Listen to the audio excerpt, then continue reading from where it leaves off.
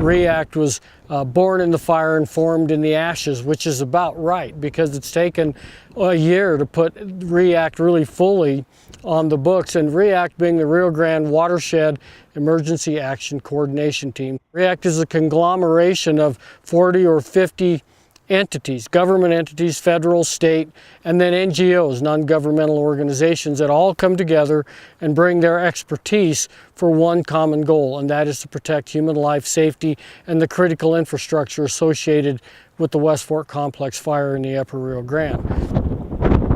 When the fire was burning and the smoke was billowing, everybody was on high alert, and that was the challenge last year. The challenge this year is complacency.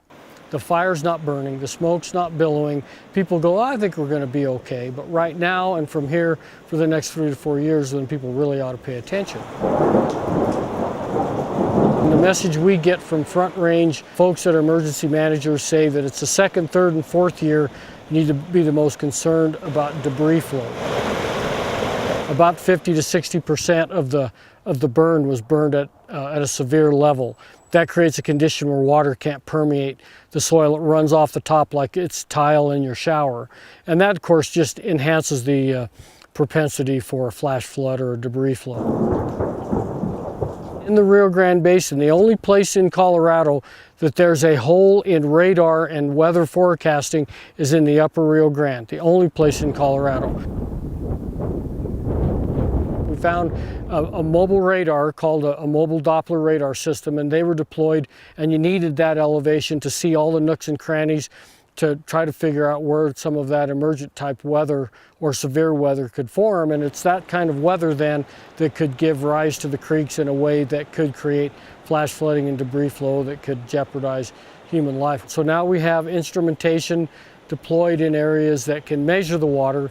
We have a plan for evacuation. Another critical piece is communications.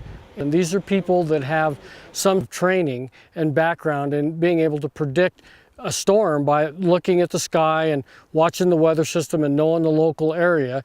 They were all divided up into quadrants where they would literally go door to door, knocking on doors as the last ditch way to communicate. And then there's a National Weather Service radio transmitter on Pool Table Mountain that RWEACT invested in and doubled the wattage of that transmitter, putting radio transmitters out in the hinterlands of the Upper Rio Grande. So people had a way to get National Weather Service alerts. You can get them on your cell phone, your email, they'll call you at your house, or you can get those messages through that radio transmitter if you have a receiver. There's a beauty to be seen in a post-wildfire area that's hopefully once in a lifetime. It's definitely generational to watch it recover. And we've got time-lapse photography photo points set up on the forest where we'll be able to watch over time as this changes and that changes and how the forest will change. It's fun to get out there and see what emerges first, what's the hardiest, what'll last. And from what I hear from guides and outfitters on the river, fishing's as good as it's ever been.